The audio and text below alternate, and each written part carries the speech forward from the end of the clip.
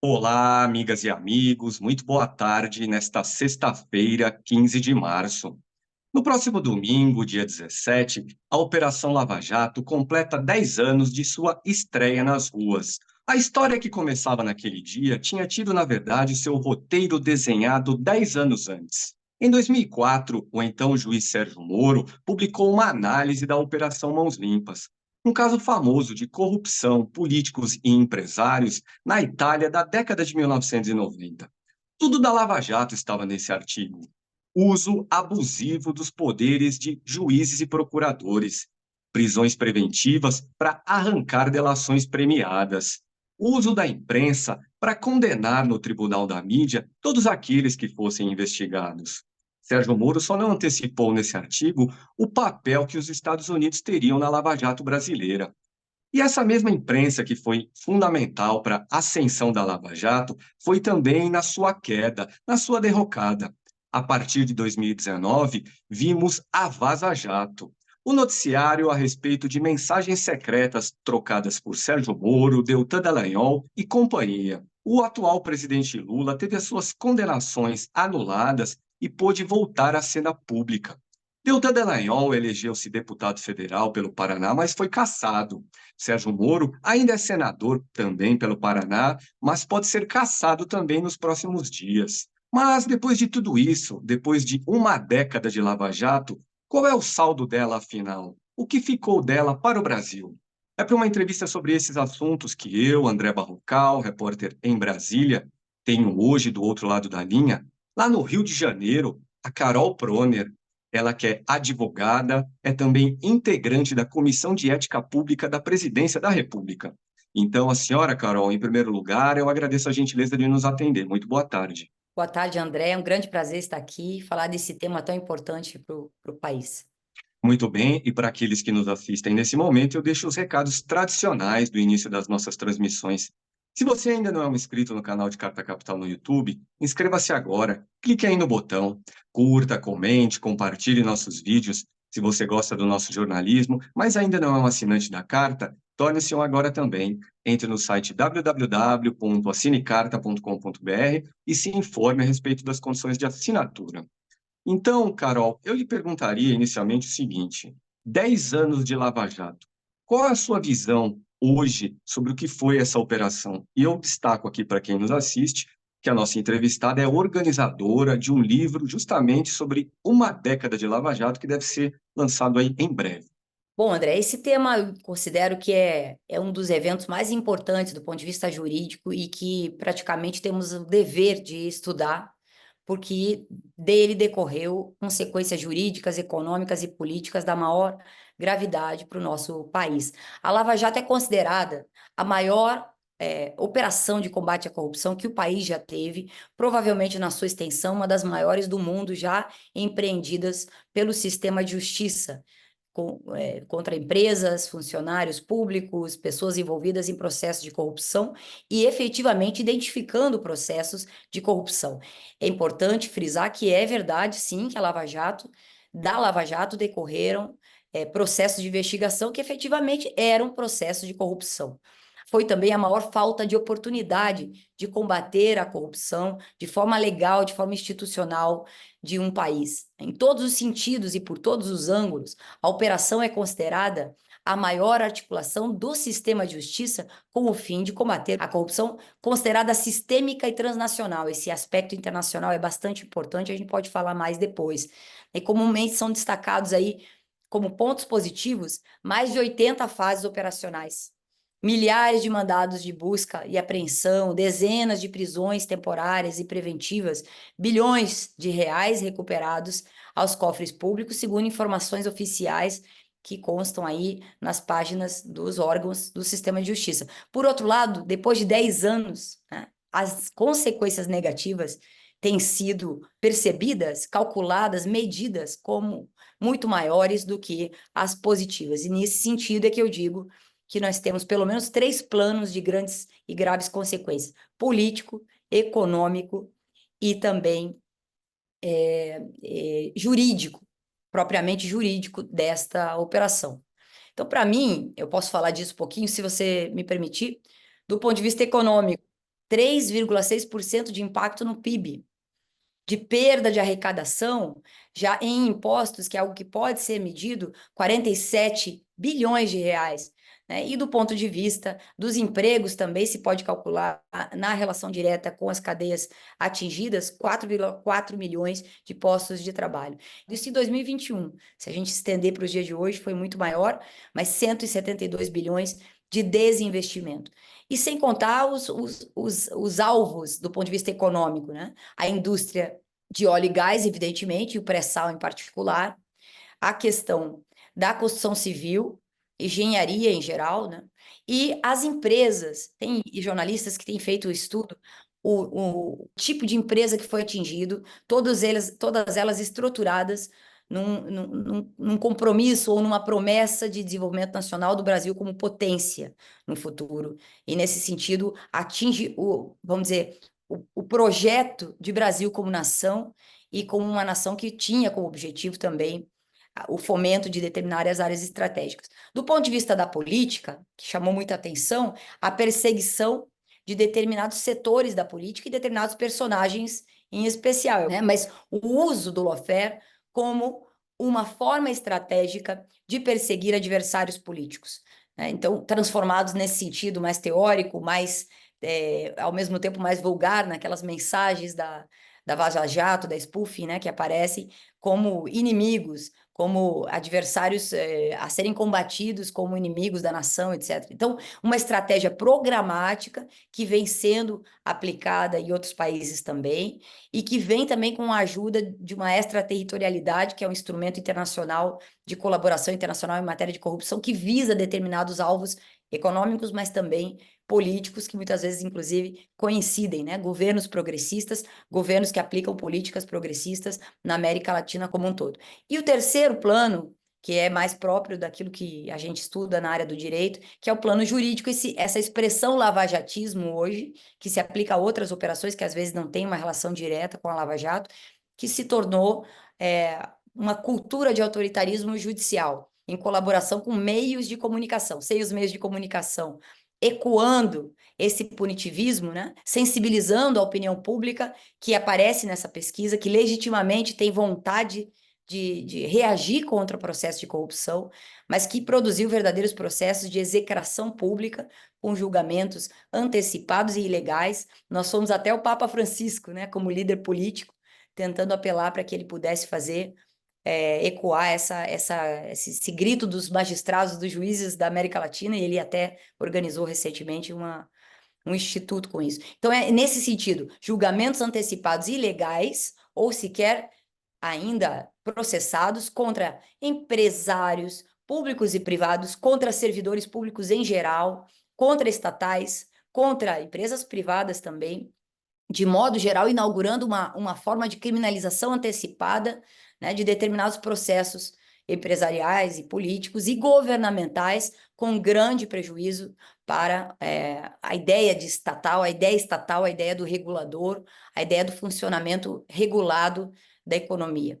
Então, isso é algo muito grave. Então, aqui, só para mencionar 3 dimensões, poderia ter outras, mas que são especificamente atribuídas a essa má condução, né, que finalmente acaba atingindo, com a legitimidade do direito e do combate à corrupção, que é um fim legítimo que a gente tem que defender, o objetivo de desestabilização, de despolitização da sociedade brasileira, com efeitos perversos em processos que são considerados até pela justiça mal conduzidos, viciados e corruptos no sentido funcional dos funcionários públicos da administração da justiça, juízes, magistrados, delegados, que conduziram a fraude jurídica que foi a Lava Jato.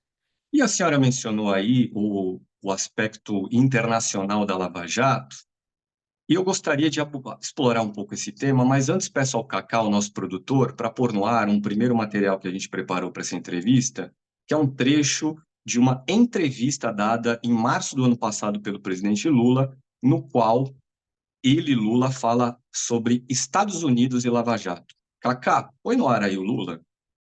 Eu tenho consciência que a Lava Jato fazia parte de uma mancomunação entre o Ministério Público Brasileiro, a Polícia Federal Brasileira e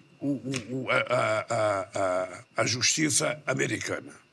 Departamento de Justiça. Eu tenho Lógico. certeza disso, sabe? Porque foi uma coisa que envolveu toda a América Latina e era uma coisa que era para destruir mesmo, porque as empresas da construção civil brasileira estavam ocupando espaço no mundo inteiro.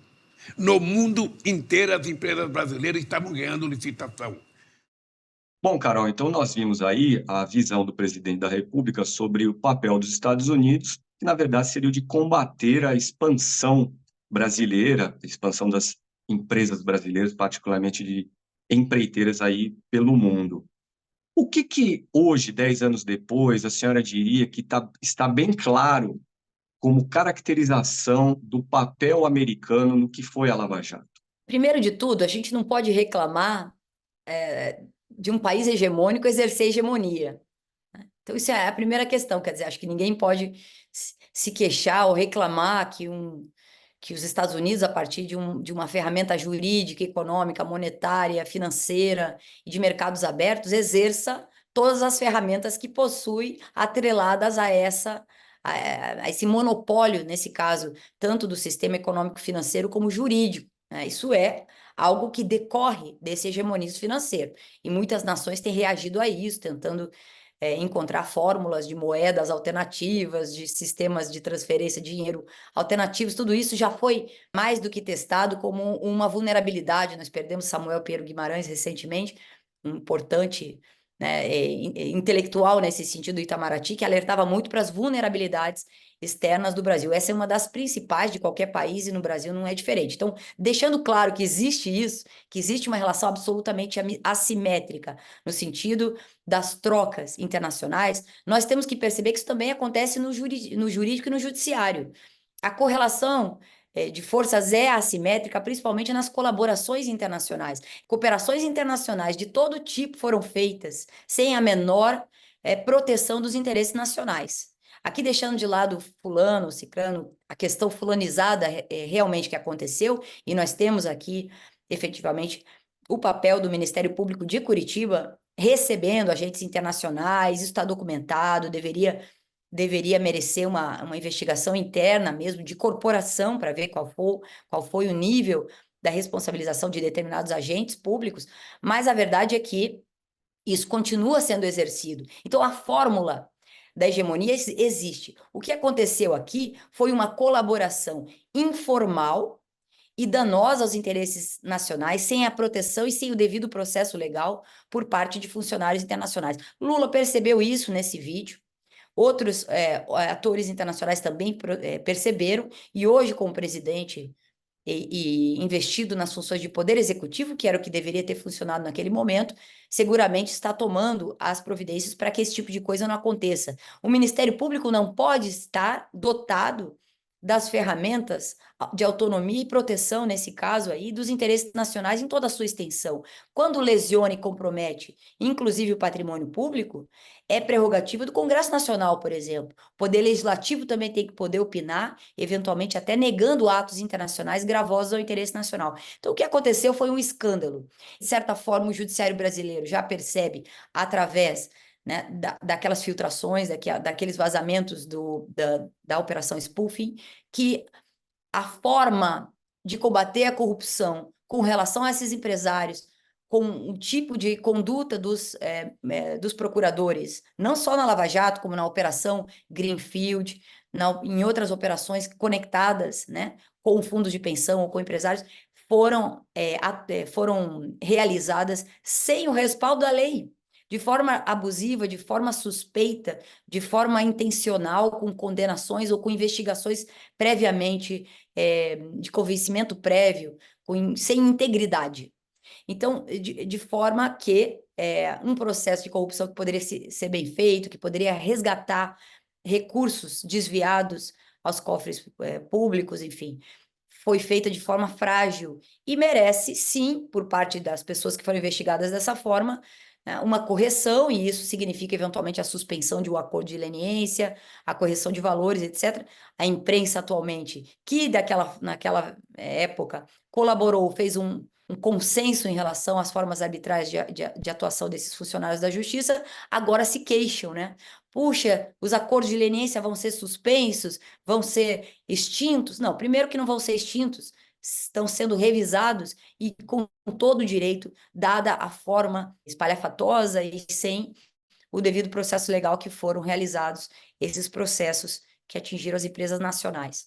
E eu diria mais, André, nós não estamos livres no Brasil de outras fases desse lavajatismo, que hoje não tem mais esse nome, né, mas de processos arbitrários e sem cuidado, sem, digamos, sem um cuidado soberano na jurisdição. Eu não falo nem só no patrimônio nacional, porque é uma consequência disso, mas de uma jurisdição soberana, de tribunais e de uma jurisdição que se respeita e que não precisa ir ao estrangeiro para fazer o combate à corrupção de forma correta.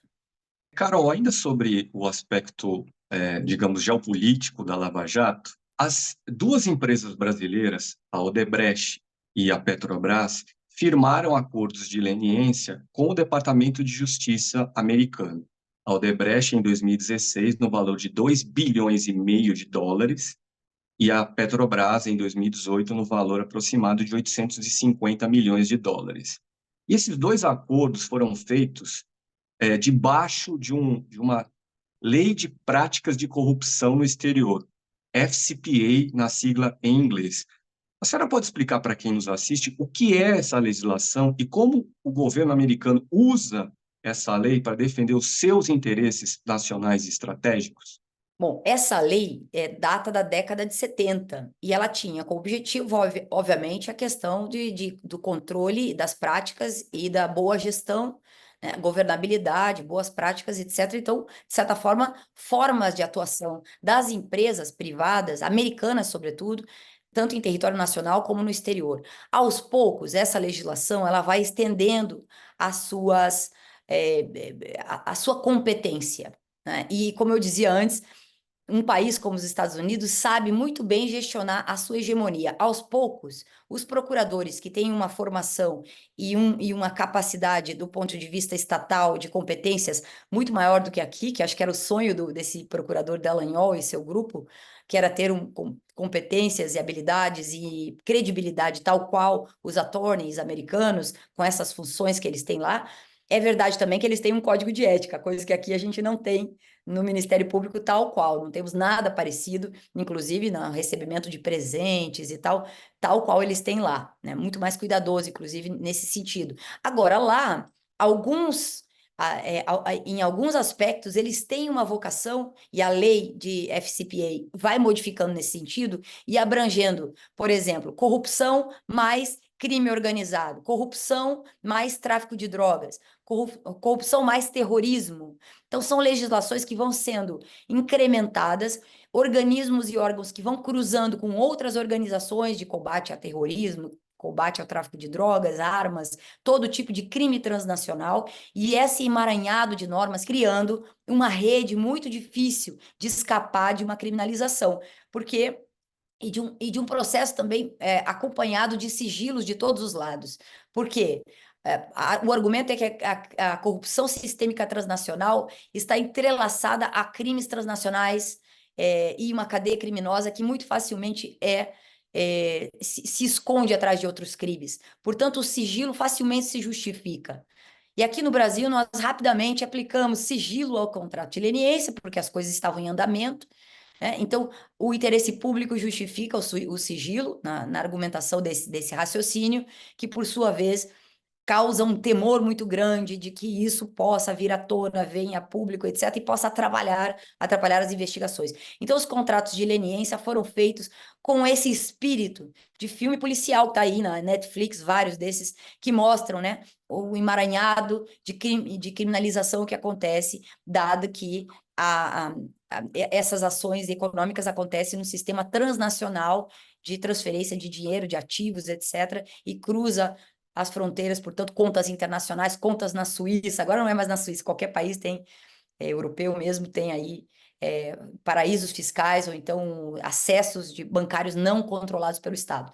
Então, é isso, quer dizer, tem uma razão de ser, por um lado, hegemônica, porque esses órgãos congêneres, como eles falam no Brasil, têm muito mais poder do que os daqui, e aqui foi necessário embalar na opinião pública nos cartazes, esses outdoors, nesses filmes da Netflix aí que fizeram com séries, etc. Então, assim, é um estrangeirismo no método, no modus operandi, não acompanhado aqui do nível de competência que tem no plano internacional, mas talvez desejado, inclusive por muitos que permanecem. É importante dizer que a Lava Jato foi extinta, foi encerrada oficialmente, mas os métodos estão sendo rediscutidos pelo próprio poder do Ministério Público, que em muitos aspectos já demonstraram, a gente vê pelos diálogos até certo ponto preocupantes que tem ali na Spoofy com relação à pauta dos costumes, aquilo que eles acham a respeito de drogas, de sexo, de homossexualidade, disso e de aquilo, que mostram exatamente que é preciso haver um controle público no comportamento acusatório de determinadas pessoas, né? Então a gente viveu ali uma série de Netflix que resultou nisso que nós temos hoje. Perfeito. E só mais uma pergunta a respeito da dimensão internacional, geopolítica da Lava Jato, que é a seguinte. Em 2016, o cineasta americano Oliver Stone lançou um filme sobre Edward Snowden. Edward Snowden foi aquele que ajudou a revelar ao mundo, no ano de 2013, que a NSA, a Agência Americana de Bisbilhotagem, tinha espionado algumas autoridades pelo mundo, entre elas Dilma Rousseff, então presidente do Brasil, e a Petrobras. E Oliver Stone veio em novembro de 2016 ao Brasil para divulgar esse filme, e na oportunidade ele disse o seguinte, vou ler aqui textualmente uma das declarações dele. Essa informação, e ele se refere àquela obtida pela NSA, essa informação vai para algum lugar, ela não fica lá guardada. É usada para destruir, mudar governos, grandes empresas, a Petrobras, a empresa petrolífera da Venezuela, isso tudo pode levar à guerra. Carol, pergunta aqui objetivamente a senhora acredita que a espionagem da NSA abasteceu a Lava Jato? Mas não tenho dúvida. Bom, a espionagem tá por tudo, e tem um livro aqui no Brasil que fala, né, do Andrei Koríbiko, que é um estrategista russo, que alerta um pouco para isso. Esse livro saiu numa época, agora já está bastante até batido para quem estuda isso, ficar de novo, guerras híbridas, mas a gente estudou isso com um certo susto quando apareceu, porque mostrava os processos de desestabilização que a Lava Jato, que as guerras jurídicas, né, conhecidas como lawfare, trouxeram para a América Latina, não só para o Brasil. Eu estudo os casos do Chile, do Equador, da Argentina, o caso do Peru, que é um dos principais e primeiros aqui da América Latina, todos, na América Central, todos os países estão dominados pelo fenômeno das guerras jurídicas entrelaçadas a golpes políticos de outro tipo. Aqui no Brasil, não há como não entrelaçar o impeachment contra Dilma Rousseff e o Lava Jato. E a Lava Jato, inclusive o Petrolão, aquela expressão, alguns processos de denúncia envolviam o presidente da BNDES da época, que depois foi ministro da Economia de Dilma, Manteiga, e de Dilma Rousseff e tantos outros, depois isso tudo foi arquivado. Mas foram processos que se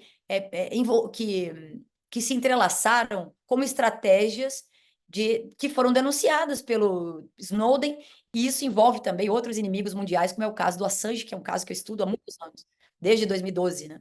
Então, essas são formas novas de desestabilização e golpe que merecem atenção, tanto quanto eu brinco que tanto quanto justiça de transição na época da ditadura militar ou das ditaduras de tipo tradicional. Precisam memória, verdade, justiça e reparação. A reparação está sendo feita até certo ponto, tanto do ponto de vista político, quando personagens como Lula são reabilitados politicamente e são eleitos, né? Então tem aí uma participação até do ponto de vista popular, de reconhecimento de uma espécie de perdão político daquilo que pode significar processo de corrupção, e ao mesmo tempo jurídico, já que o Supremo Tribunal Federal não embarcou totalmente até o final, né? E agora, de certa forma, faz um processo de recuperação e restituição do que aconteceu ao devido processo.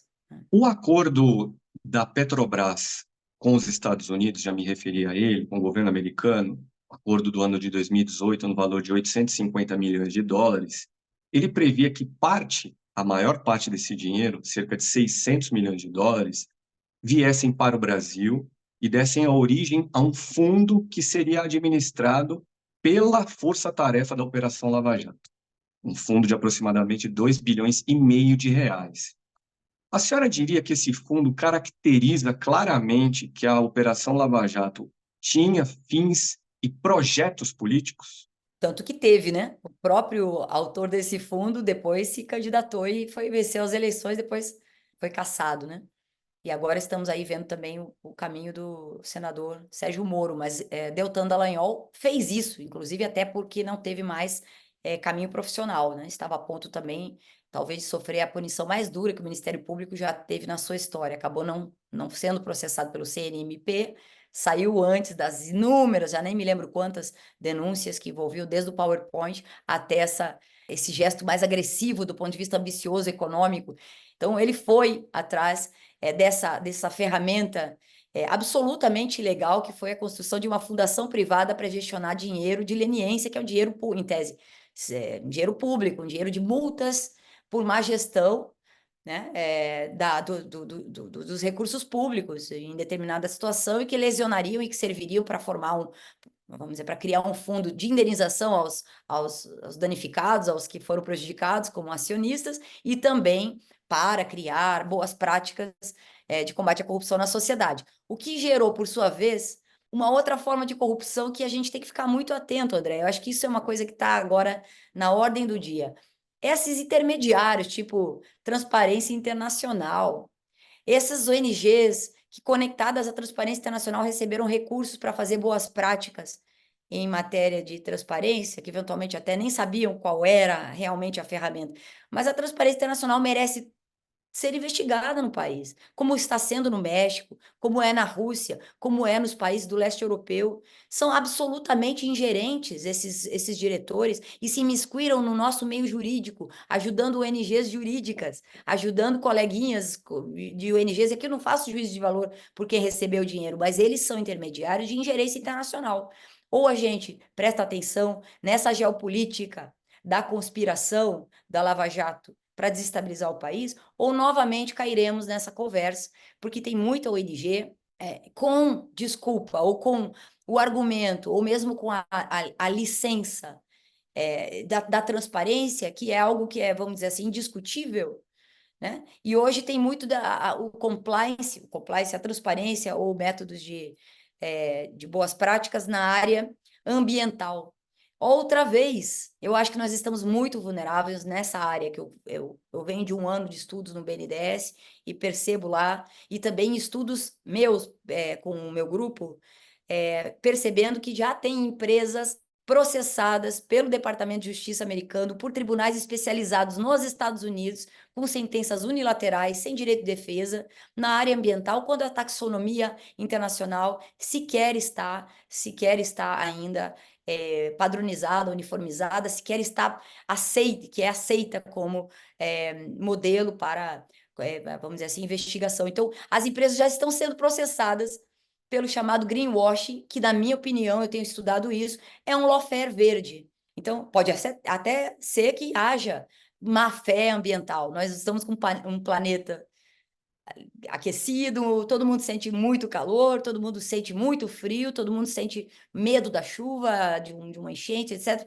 Então, é o tipo do sentimento fácil de construir vocação de opinião pública. É fácil a gente sentir raiva de empresas que enganam com base na bandeira verde, na bandeira ambiental, quando o país está indo para o abismo.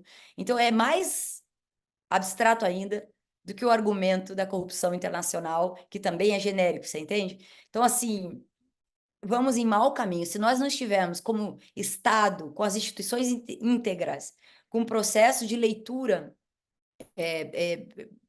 assim, de leitura legal e normativa, íntegros mesmo, longe ou livres de ingerência, novamente o país vai pagar o preço pelas estatais, em primeiro lugar, ou pela relação de empresas privadas com bancos nacionais, com bancos estatais, com bancos regionais, que foram alvos prioritários naquele período da Lava Jato mais grave, né? Compelidos a fazer acordos de leniência, da forma como foram feitos, com multas naquele montante, que eu não sei dizer se eram astronômicas, dado, não vou julgar isso, porque não sou juiz, então não sou juíza, não estou ali conhecendo os elementos do processo, mas efetivamente multas de alto vulto econômico e com mediação de procuradores querendo fazer ONGs privadas. Isso é um absurdo absoluto. E, claro, a PGR na época, a Procuradoria-Geral da República na época, rapidamente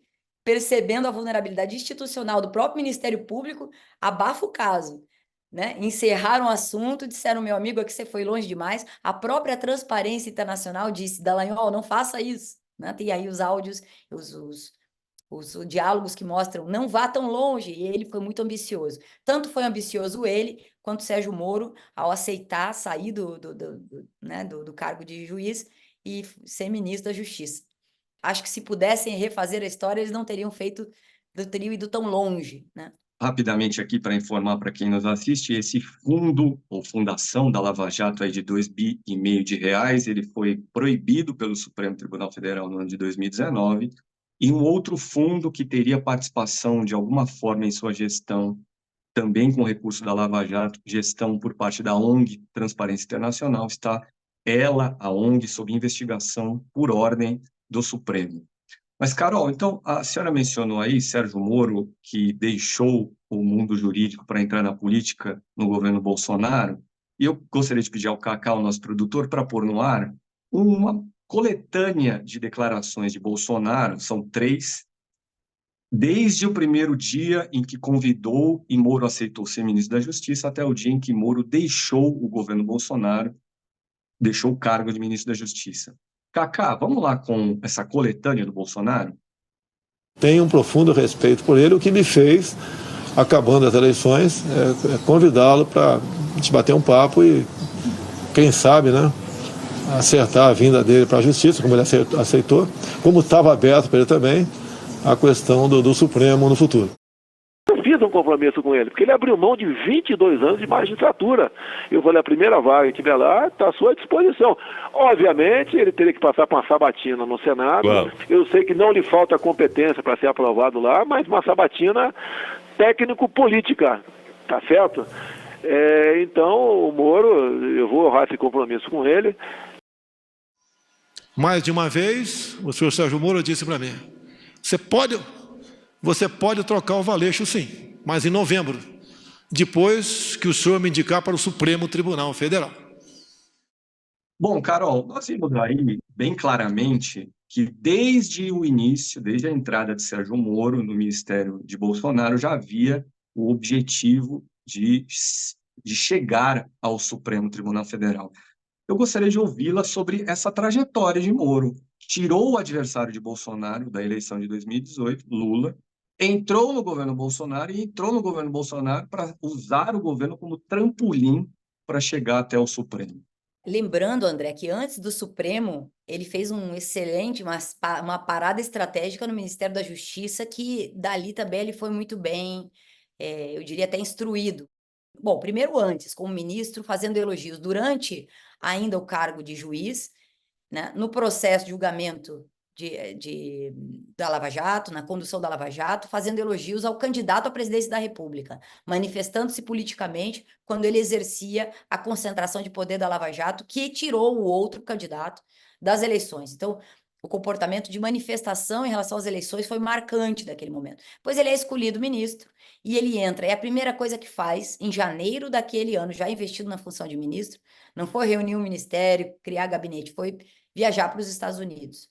Ele volta de lá, depois de fazer uma série de visitas a órgãos internacionais ligados ao combate à corrupção, tráfico de drogas e terrorismo, muito vinculado, inclusive, aos crimes de fronteira da Foz de Iguaçu, e volta com o pacote anticrime.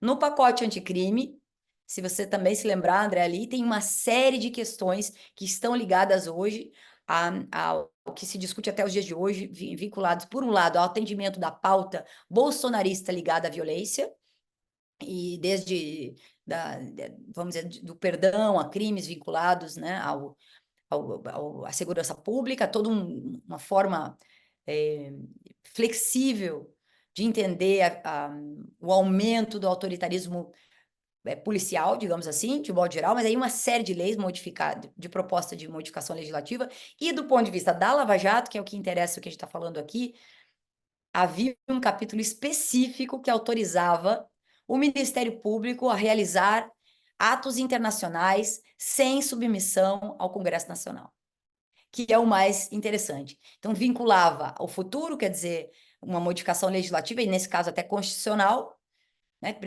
demandaria um debate internacional, sabe? Mas ali, entre tantas outras modificações, de forma enviesada, entrando no meio, por um lado, para perdoar um pouco a conduta desses colegas, né, de conluio, no caso Dallagnol, que já havia feito esses atos internacionais celebrados que fizeram com que os advogados das empresas viajassem para os Estados Unidos e assinasse os acordos de leniência, inclusive em outro lugar, em outra jurisdição. Então, havia aí uma espécie de perdão, de passar a borracha em tudo que aconteceu e tentar estabelecer maior competência ao Ministério Público em atos internacionais de combate à corrupção. Era uma troca de poder, nesse caso aqui, muito grave, realmente, né? E da ENCLA e de organismos internacionais de cooperação internacional. E, por outro lado, alguma coisa aconteceu, acho que a gente tem que ter uma curiosidade para saber o que foi que aconteceu, porque em determinado momento eles começaram a se ofender publicamente. E as acusações de Bolsonaro eram de traição. Chamava de traíra, de Judas, né? Chamava Sérgio Moro de traidor, basicamente. Ele é chamado de traidor por onde passa, não é à toa, né? Mas aí também, então, Bolsonaro rompeu o processo de confiança e de pacto que havia. Nesse caso, deixando de lado os personagens, bolsonarismo e lavajatismo. Deixando de lado aqui e tentando traduzir o lavajatismo como estratégias transnacionais, territoriais, extraterritoriais, ligadas à flexibilização também do Estado, vinha desde o governo Temer. Então, essa linha mais que adotava o lavajatismo na imprensa, os liberais brasileiros, rompendo já com um aspecto desse populismo de extrema-direita que ganhou as eleições, porque a direita tradicional não teve condições de fazer isso. Então, esse pacto rompe com Sérgio Moro e Bolsonaro. Nós temos que investigar o que aconteceu a fundo para entender não só os personagens traidores de lado a lado, como também a estratégia liberal que alimenta o lavajatismo liderado por esse personagem infame do Sérgio Moro, com essa estratégia da extrema-direita e que resulta até hoje, de certa forma, numa ruptura de controle democrático, defendendo as eleições de 2022, né? Sérgio Moro deixou o Ministério da Justiça em abril de 2020, não aceitou a troca no comando da Polícia Federal. Jair Bolsonaro queria botar uma pessoa da confiança dele, Bolsonaro, no cargo. Foi assim que Moro deixou o Ministério da Justiça. 11 meses depois, em março de 2021, o Supremo Tribunal Federal anulou as condenações de Lula na Lava Jato, o que devolveu o então ex-presidente à vida pública, e, ao mesmo tempo, declarou num julgamento que Sérgio Moro havia sido um juiz parcial no caso de Lula na Lava Jato. E antes de lhe perguntar também a respeito, Carol, vou pedir ao Cacá, mais uma vez, para pôr no ar outro material preparado aqui para essa entrevista, que é um trecho do voto do ministro Gilmar Mendes na decisão da suspeição de Sérgio Moro. Vamos lá, Cacá, com o Gilmar? Depois fui eu que, diante da clara ilegalidade e disfuncionalidade, suspendeu a posse de Luiz Inácio Lula da Silva, como ministro indicado por Dilma Rousseff, em meio à deflagração de fase da chamada Operação Lava Jato, afirmando que tal ato pretendia fraudar a definição da competência para julgamento do processo penal em questão. Ou seja, mantive este processo sob o julgamento de Sérgio Moro naquele momento. Isso me dá muita autoridade para falar sobre esse assunto. Por fim, ressalto que a suspeição do julgador se fundamenta em fatos concretos e específicos contra Luiz Inácio Lula da Silva, em razão de interesses políticos próprios do ex-juiz Sérgio Moro. Bom, então vimos aí Gilmar Mendes dizendo o que disse e lembrando o que fez no governo Dilma Rousseff também. Mas, Carol, eu gostaria de lhe perguntar sobre por que o Supremo Tribunal Federal, nos primórdios da Lava Jato, abençoou tudo que era feito por lá. Mas, em algum momento, no meio do caminho, o Supremo mudou de posição e passou, por exemplo, a adotar essa que a gente viu aí, de considerar Moro suspeito no caso de Lula. Por que aconteceu na sua visão? Por que o Supremo primeiro abençoava a Lava Jato e depois passou a ser crítico? Eu acho que o país foi vítima justamente desse convencimento da opinião pública. Tem jornalistas que estão trabalhando isso, enfim, a gente trabalha muito em colaboração também com uma perspectiva e uma visão do jornalismo, que a gente tem muito respeito, que fizeram uma resistência extraordinária e trouxeram aos juristas muito encapsulados ali no seu saber, essa visão da união da imprensa e principalmente da opinião pública desse convencimento. Havia, e da TV Justiça, que é um fenômeno também precisa ser estudado nesse todo dos 10 anos da Lava Jato.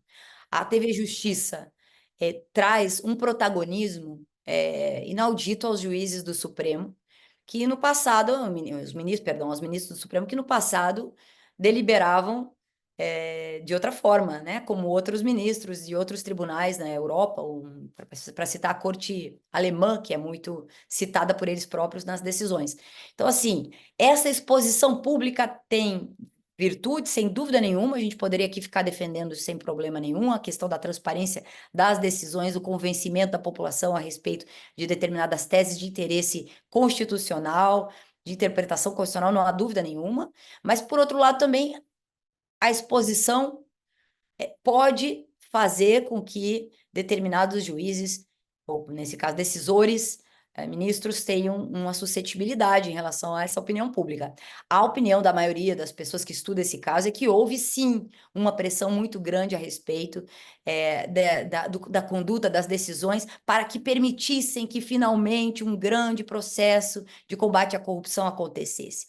Pessoas muito próximas nossas, que hoje têm uma visão diferente, estavam convencidas que a Lava Jato era uma coisa positiva para o país, no sentido integral, e não importava se eventualmente abusasse um pouquinho das prerrogativas ou violasse um pouquinho o direito de defesa, se ao final tudo viesse à tona. Quase que um processo revolucionário de descoberta, né, de uma corrupção sistêmica e atávica que precisava vir à tona, etc. Então, esse sentimento de raiva acumulada, conduzida pela imprensa que seletivamente vazava, seletivamente controlava o tempo. A spoofing traz muito isso, a gente consegue ver que eles combinavam. Essa matéria vai ficar no ar em destaque 24 horas. Essa aqui tem um condão maior, provavelmente o apelo vai levar a 48 horas. Então, o cálculo do tempo de permanência, né, do destaque, dependendo, e aqui as fontes jornalísticas que, dependendo, tinham mais ou menos capacidade de influência da opinião pública. Então, eu acho, sim, que o Supremo se deixou levar. No início, não há nenhuma dúvida. Tem isso, fica bem evidente. Agora, também temos que notar a capacidade ao perceber o nível de manipulação, eu acho que, além da vergonha, eu acho que eles devem sentir um pouquinho de, pô, como é que a gente deixou isso acontecer aqui, tendo poderes de correição, como se fala. Não, deixamos passar, deixamos avançar, e claro, agora eles corrigem. O Gilmar Mendes é a face mais explícita, talvez porque tem aí uma experiência grande, já passou por tanta coisa, a gente tem memórias não tão boas dele em alguns momentos aí, com relação a essa questão, digamos, mais progressista, de esquerda e tal, e o Supremo tem coisas em relação ao mundo do trabalho que estão passando agora que são lamentáveis, pelo menos é algo que a gente vê assim. Mas, por outro lado, eles estão, no ponto de vista da Lava Jato, para a gente não mudar de assunto, há um processo de correção, sim, a posteriori, digamos assim. A sentença que envolveu a suspeição de Sérgio Moro, especificamente, não aproveitou como prova os diálogos da spoofing. Isso é importante dizer, porque eles não foram, digamos, aferidos e tal, nós sabemos. Agora, a integridade do material dos 7 teras, não sei se 4 teras mais 3, sei que aquela quantidade enorme de informações daquelas filtrações, daquelas vazamentos, foram considerados íntegros, ou seja, não foram alterados. Eles estão lá para serem eventualmente analisados como prova, sim, porque afinal de contas eles aconteceram, tá ali, né? Os celulares apreendidos e tudo isso, o Brasil tem que acertar as contas com esse material tão valioso para mostrar a que ponto o sistema de justiça chegou. Nós temos que ver isso. E, aliás, eu diria que até guardados os sigilos e a honra pessoal, eventualmente tem um diálogo ali que se miscui em algum elemento da vida pessoal, eu sei que isso deve ser protegido, direitos fundamentais, mas é de informação de relevância pública, de interesse público. Nós temos o Observatório da Lava Jato, que é uma das iniciativas, entre outras, que existem, para a gente reivindicar o conteúdo desse material, não só porque aproveita uma empresa que fez um acordo desfavorável de leniência, não só porque um empresário sofreu tortura num processo de delação, não só porque ele foi preso como forma torturante de delatar alguém específico, isso tudo está lá, mas também porque a população precisa restabelecer a confiança com o sistema de justiça. Outros países têm que estabelecer a confiança com o processo de investigação de corrupção no Brasil. Senão, como é que vão acreditar?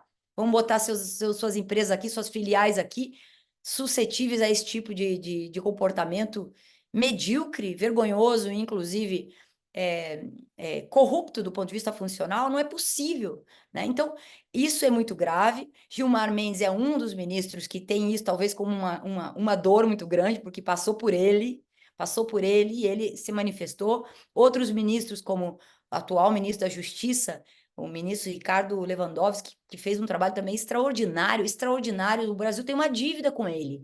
Diante daquele absurdo de abusos, alguns ministros tiveram coragem de agir na hora certa, reabilitaram as condições políticas deste que venceu as eleições, sem preferências, eventualmente, pode ter ou não ter, mas ele foi reabilitado do ponto de vista jurídico, e depois o povo confirmou Lula nas urnas, e teria confirmado em 2018, nós sabemos disso. Então, assim, as pesquisas diziam isso. Só se outra coisa acontecesse, mas também no nível da desestabilização das fake news, etc. Então, eu acho que há um processo de resgate. A imprensa, alguns jornalistas, tem um jornalista específico do Globo, também não vou citar nomes aqui, justamente para a gente não cair na fulanização que a Lava Jato fez com as pessoas. Mas esse eu tenho que citar, é até engraçado, né? O Merval, só ele, tá? Eu acho que ele é apaixonado pela Lava Jato de tal. Parece até que aqueles doutorandos que fizeram a tese sobre um tema, depois a tese nem foi muito bem aprovada, passou com um monte de ressalvas, mas o doutorando está ali agarrado na tese. Ele se convenceu disso. Acho que se o mundo dele acaba, se a Lava Jato for totalmente desmascarada, ele não sabe o que fazer com aquilo.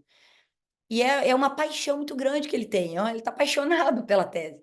Não importa que apareçam aí esses delatores e que apareçam esses outros casos aí do Banestado, que reivindica aí um comportamento autoritário do Sérgio Moro desde os tempos, né, de 2004, 2005. Por isso a Lava Jato poderia considerar na sua gênese 20 anos e não 10, né, desde que o ator, o agente Sérgio Moro entra em cena na crise do Banestado, na desestatização, né? E um processo de desestatização programático, que se a gente quiser voltar um pouco mais, vamos encontrar as origens nos acordos interregionais aqui, das Américas, nos acordos ligados ao nascimento do NAFTA, com o Canadá, Estados Unidos e México, e que no Brasil nós resistimos através do ALCA. Nós não aceitamos a área de livre comércio das Américas. E no lugar entraram, então, cooperação internacional transnacional de crimes transnacionais. É isso que entrou no lugar da ALCA, já que a gente não foi favorável. E só uma menção de artigo que merece ser lido, a Geopolítica da Lava Jato, escrito pelo Celso Amorim, e por mim, mas eu ressalto aqui a importância do Celso Amorim na visão geopolítica que diz respeito aí, nesse aspecto, a essa substituição de estratégia, já que não deu certo a área de livre comércio das Américas, que envolvia cooperação internacional jurídica e jurisdicional, eles atacaram diretamente a cooperação jurídica e jurisdicional via Ministério Público e órgãos da Justiça. E ainda em relação à virada no Supremo em relação à Lava Jato, queria lhe ouvir sobre o seguinte: eu tenho a impressão que o Supremo mudou de posição porque ele próprio virou alvo. Nós vimos o lavajatismo tentar minar o Supremo para conseguir facilitar condenações por lá, e, ao mesmo tempo, o bolsonarismo via no Supremo um inimigo ideológico. A senhora concorda com isso? O Supremo só reagiu no dia em que foi para a linha de tiro?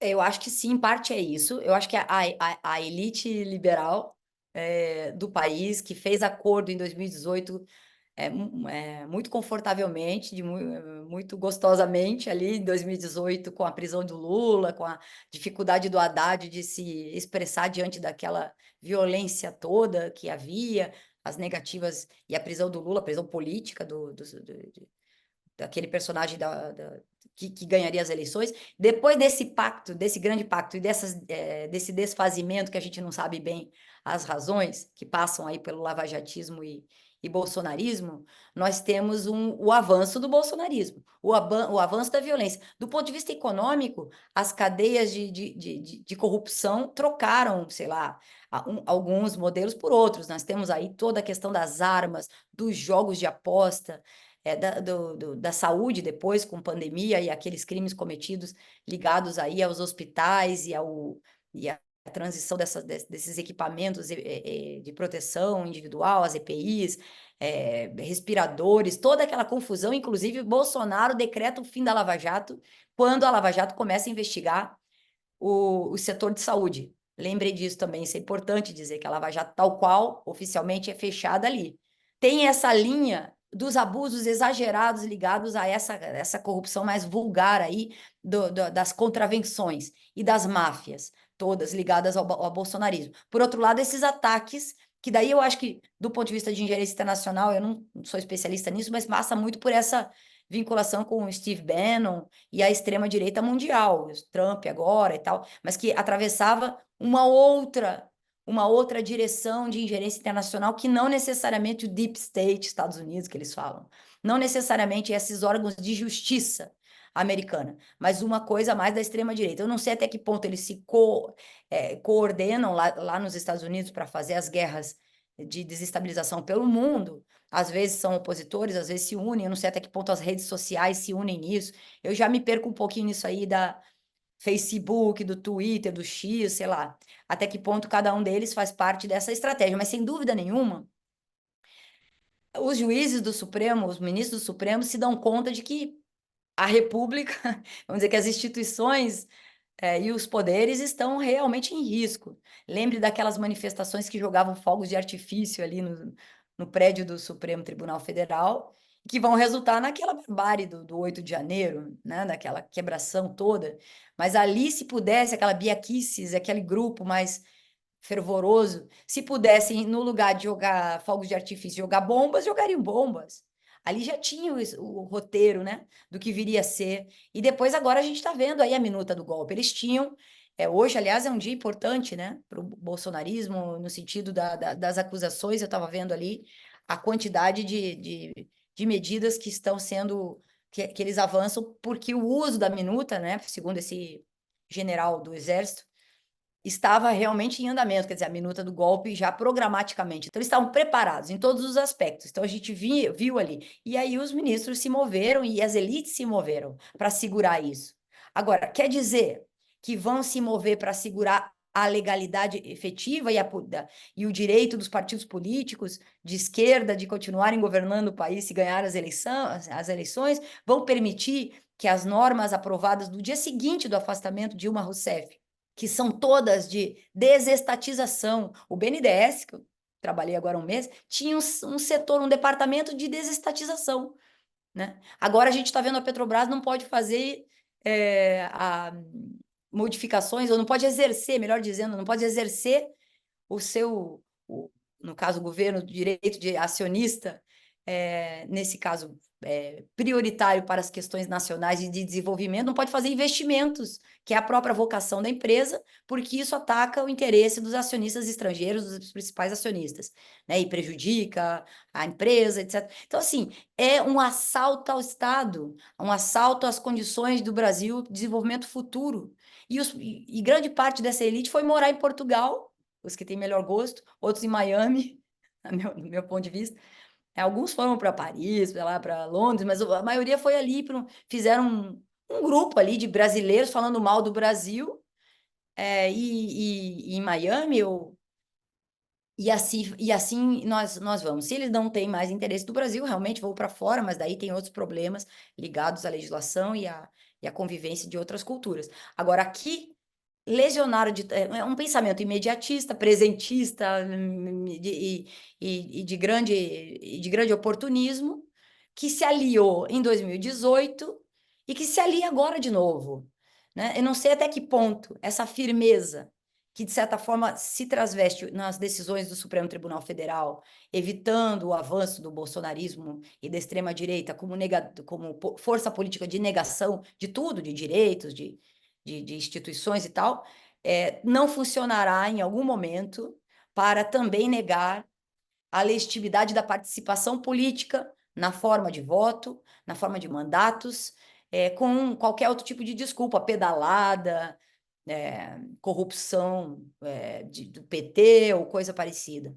Porque acho que já passamos por isso nesses últimos 10 anos, junto com a Lava Jato, uma sucessão de golpes midiáticos, mas que passaram pela chancela do Supremo Tribunal e do Poder Judiciário em geral, e que eu acho que ainda estão muito ativos em funcionamento, mas não levam mais o nome de Lava Jato. Né? Talvez sejam mais elegantes, menos vulgares, como foi o comportamento desses conterrâneos lá de Curitiba, que eu não gosto que chamem de garotos, acho que são agentes do Estado, não tem nada de infantilidade ou no comportamento deles, sabiam muito bem o que estão fazendo e devem ser responsabilizados pelo mal que fizeram ao nosso país. Eu queria lhe perguntar sobre dados trazidos recentemente por uma pesquisa Genial com a Aeste, sobre a percepção dos brasileiros a respeito da Lava Jato. E antes de lhe perguntar, também vou pedir ao Cacá para pôr no ar um gráfico que nós preparamos com esses números, alguns dos principais números. Vamos lá, Cacá, com ele, o gráfico? Diante da pergunta, a Lava Jato fez mais bem ou mais mal ao país? 50% dizem bem e 28% dizem mal. Ajudou a combater a corrupção? Para 49%, sim, ajudou. Para 37%, não ajudou. Investigou igualmente todos os partidos? 28% viram foco no PT, 23% dizem que sim, investigou todos os partidos, e 22% não investigou nenhum partido. Por que a Lava Jato acabou? 42% dizem que por culpa dos políticos, 25% que por culpa dos abusos da própria Lava Jato, e 8% porque a corrupção no governo teria acabado. Aprova o trabalho de Sérgio Moro? 44% não aprovam, 40% sim aprovam. Lula, culpado ou inocente? 43% sim, culpado, e rigorosamente o mesmo índice, 43% não é culpado, é inocente.